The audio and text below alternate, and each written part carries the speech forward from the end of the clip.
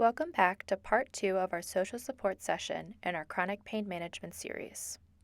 Now we are going to turn to discuss life stressors and helpful coping strategies. When thinking about the things that may cause you stress or anxiety, you can try to think about what type of stressor it is, if it is too broad to tackle right away, and how you can begin to work towards managing it. First, identify whether the stressor is changeable or unchangeable. This will determine the best way to go about managing it. A changeable stressor is one that you can actively change, like the name says. An example is living a sedentary lifestyle. An unchangeable stressor is one that you do not have the power to directly influence, like grieving the loss of a loved one. Another way to think about this is that a changeable stressor is action-based, and an unchangeable stressor is emotion-based. Next, you can discuss stressors that you have in common with the people in your support network.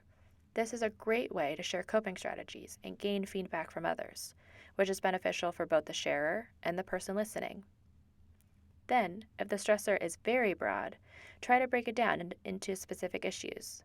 For example, you might be stressed about work, but what is it exactly about work that is stressing you? Is it getting there on time? Working through pain during the day? All of the projects your boss has assigned you? Making it to your next paycheck? The more specific the stressor, the more specific your management strategies can be, and the more likely they are to be effective. Once you have determined the specific stressor you want to work on, you can select attainable goals. Remember from our second session that goals should be SMART: specific, measurable, attainable, realistic, and time-based. Return to the goal-setting session if you need a refresher on how to set meaningful and realistic goals.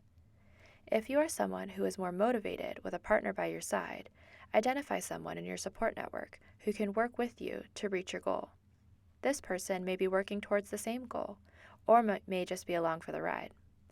From our research, we have discovered that a common and attainable goal for people living with chronic conditions is to identify elements of a healthy relationship.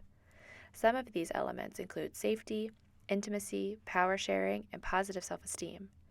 Identifying these elements in your relationships may be a good goal to consider if you are not sure you can trust someone to be non-judgmental and empathetic when you disclose your chronic condition to them. Finally, when working on managing your stressors, try to notice and understand the difference between surviving and thriving. This is not always easy to do, but it gets easier the more you try. If you feel you are only just surviving, there are probably lingering stressors that you can work on managing. Adaptive coping is a strategy often used for a variety of stressors.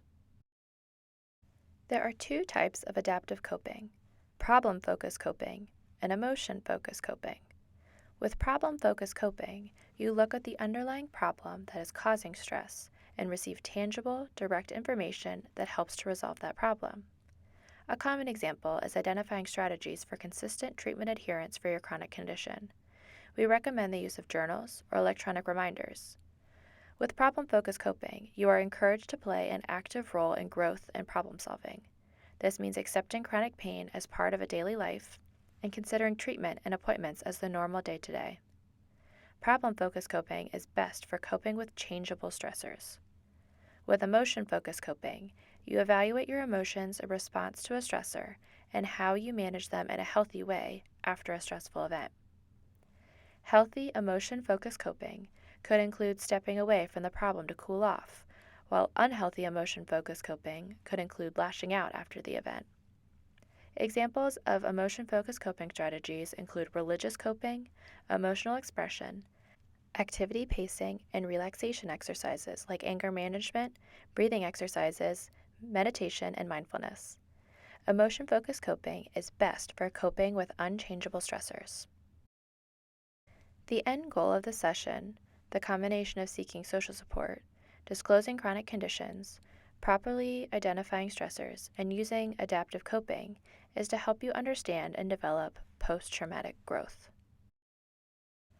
Post-traumatic growth is the idea of coping through positive reevaluation of an experience or crisis. When you reevaluate something, you are looking at it again in a different way, or in this case, through a positive lens. So, you are experiencing post-traumatic growth when you think, I came out of this experience better than when I went in, as it relates to the stressful event or experience. This doesn't just have to be one single traumatic event, but it can be ongoing distress due to a chronic condition. Through research, post-traumatic growth has been positively linked with optimism, positive mood, resilience, and social support, as well as the decrease of depression, anxiety, and distress. It is also associated with better wellness behaviors like improved diet and regular exercise. There are 5 different ways you can experience post-traumatic growth. For each of the statements below, you can ask yourself, have I experienced this change as a result of my crisis? And if so, to what degree? The first area is relating to others. If you've experienced an improvement in this area, you might think to yourself, I more clearly see that I can count on people in times of trouble. Or, I am more willing to express my emotions. The next area is new possibilities, where you may think, I have developed new interests, or I am able to better do things with my life. The third way to experience post-traumatic growth is personal strength. Here, you may think, I discovered that I am stronger than I thought I was, or I am able to better accept the way things work out. Spiritual change is the next area. If you have experienced an improvement in this area, you may think to yourself, I have a stronger religious faith, or I have a better understanding of religious matters. Finally, we have an improvement in appreciation of life, in which you may think, I have a greater appreciation for the value of my own life, or I change my priorities about what is important in life. Post-traumatic growth is not an easy thing to achieve, and it can ebb and flow throughout your life. Actively trying to grow from your past and in the present in a positive light will help you experience post-traumatic growth. On the next 2 slides, we have a couple additional resources that may be helpful in your pain management toolbox. Here are a few chronic pain analogies from a great resource that may help describe your experience with chronic pain to someone who may not understand what you're going through. The first is spoon theory. Each day, you only have so much energy to use towards activities. Think of having a certain number of spoons allotted each day, and each time you use energy, you use up a spoon. Some days you might run out of spoons. Other days you may need to think about saving spoons for certain activities. The second is a broken doorbell analogy. A doorbell is only supposed to be ringing the house it is attached to, but with chronic pain, ringing one doorbell can set off every house in the block. And instead of ringing just a few times, the doorbell rings on and off all day long. This sound can be frustrating and can be hard to ignore or work through. The third analogy is a computer crash. When a computer crashes, there is something wrong with the software, so the computer looks fine on the outside, but on the inside, there is a lot going on that is making the computer not work. Sometimes, you have to let the computer rest for a while before using it again. The fourth analogy is foreign language. With chronic pain, it takes time to understand the language and what your body is trying to tell you. This is an ongoing and lifelong process with chronic pain, and the language can sometimes change without warning. It's important to remember not to expect someone else to immediately be fluent in this language. The fifth is a seesaw balance analogy. Managing chronic pain is like learning to balance a seesaw. Sometimes people may have a really good day and the seesaw tilts up too high. On really good days, people may deny that pain is a problem at all and overdo activities. These behaviors can lead to one or more really bad days when the seesaw tilts down too far. The sixth and final analogy is tires on a car. Managing chronic pain is like trying to get a car with 4 flat tires moving again. You can fill one tire with medication, but you still won't go anywhere unless you fill the other 3 tires. You might fill one tire with trigger point therapy, one with mindfulness, and one with activity scheduling.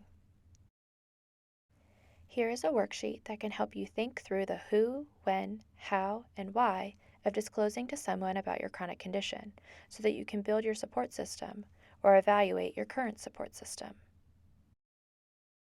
That's all we have for this week's session. Please tune in to our future videos to learn about other strategies you can add to your pain management toolbox. Thank you for watching, and see you next time.